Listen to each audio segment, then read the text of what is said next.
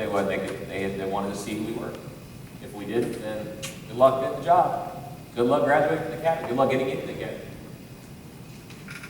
So they want this in the workplace. They want to know. They want to know who your students are. Make sure your child's social media privacy setting is set to private. We talked about that. Review your child's friends and followers. This is important here. Only allow people to be your child's network that have face-to-face relationships with them. Be a silent follower on your child's social media. I will tell you this. If your child has a Facebook account and they don't allow only people they know to be their friends, you can pretty much guarantee that I'm one of their friends and they don't even know it. Seriously. I guarantee you I am one of their friends and they don't even know it. A lot of the students in this school have 2,500 friends. They don't know 2,500 people. You gotta be kidding me. But be assured I'm one of those people. If they're one of those people who let them in, they don't even know they're friends with me. Be a silent follower on your child's social media. What that means is if you're friends, which you need to be friends with your kids on Facebook or Instagram or Twitter, you need to know what they're doing. And if you see something that's inappropriate, don't humiliate them on social media. Talk to them aside, pull them aside, talk to them about your concerns, and then say, I really think you should remove that. Or you can say, remove that. You're the parent, but don't embarrass them on social media. Know your child's usernames and passwords on all their social media applications. But what if they won't give it to me? I can hear it, right? Then they don't have a phone anymore because you're the parent, and that's my phone. When they start paying for their own phone and they're not living under my house, they can buy their own things. That's called adulthood. But until then, hand it over. Stop and physically check your child's device. Check messages, usernames and passwords, social media app, activity, and internet browser history. Go through their phone. Open it up. Physically go through everything. Institute the 7 to 7 rule. I love this. 7 to 7 rule. Meaning you're charging devices in your parents' room at night. 7 p.m. to 7 a.m. I will tell you that I scan social media like in the mornings I come in and I see what's going on. I can tell who had a fight with their parents, who broke up with who's got a beef with who. I get to see all these things in the morning when I come in because I check it. I want to know what type of attitudes coming in the morning, who my normal issues are. Did they have a good night? Were they up at 4 in the morning? Which they were. And the reason is because we allowed them to have devices between these hours.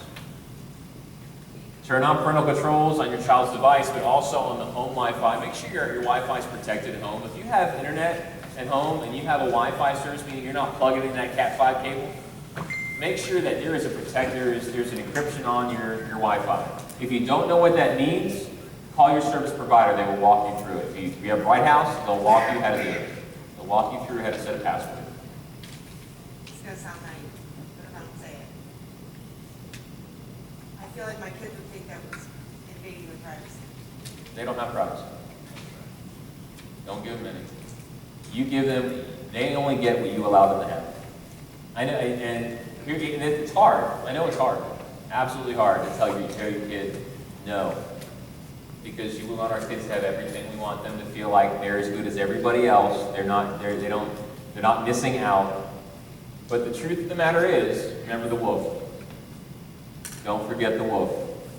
Because these are your sheep. Don't allow the wolf any leverage, any opportunity. Keep that in mind. Did I miss something? Nope.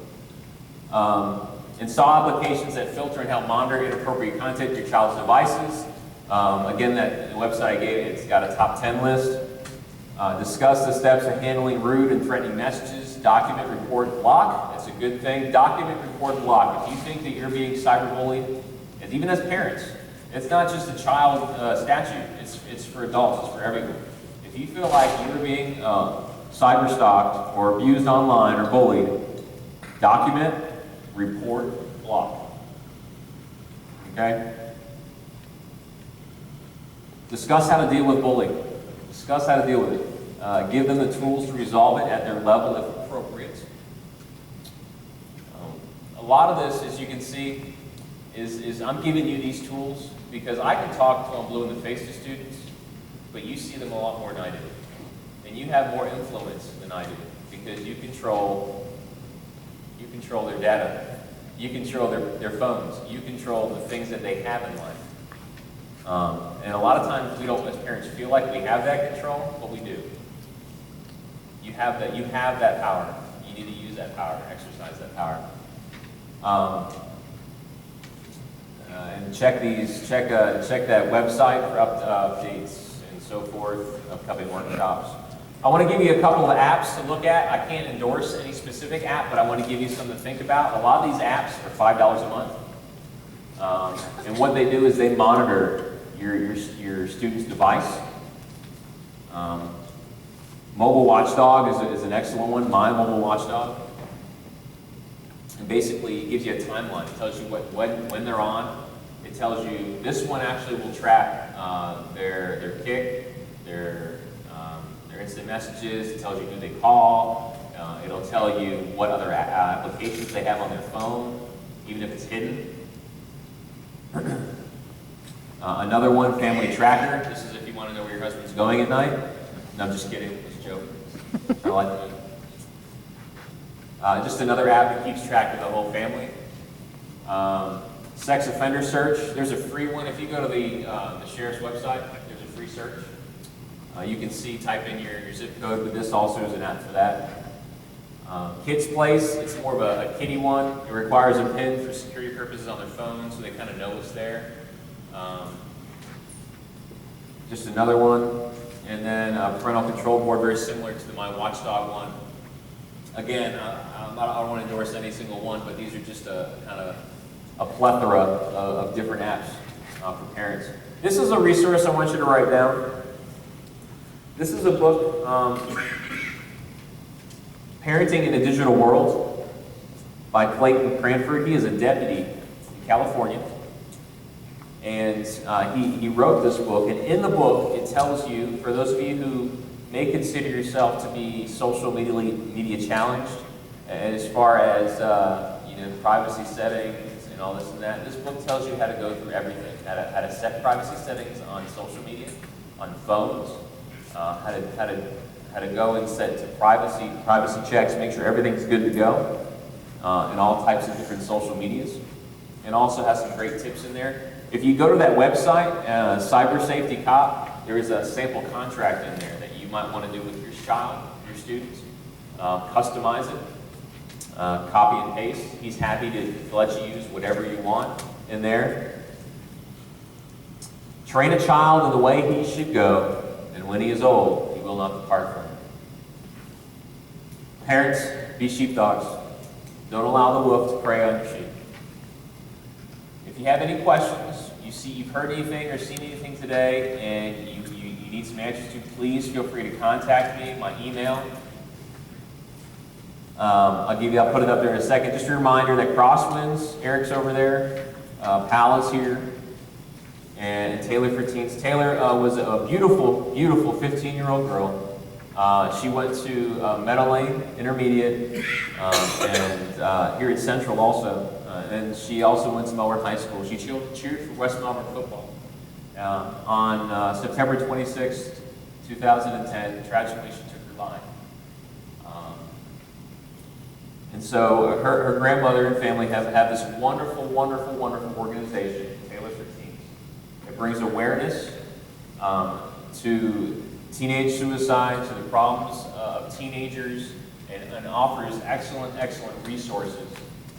If there is ever a parent or a family who needs counseling, they will assist you in that.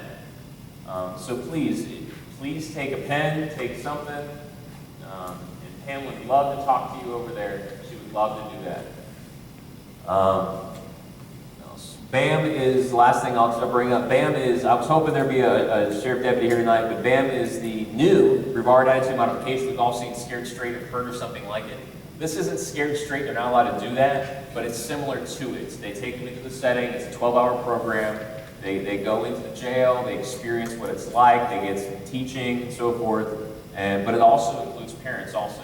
The sheriff, Wayne Ivey, goes, with Phil Archer, goes through there how to be, let's be a parent again program. Great resource. They've just started it up. They've got another session going on this month, I believe the 12th.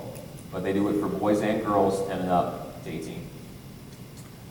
Questions, again, if you have any, you can come see me tonight. I will stick around and answer any question you have. If not, please feel free to reach me in these resources.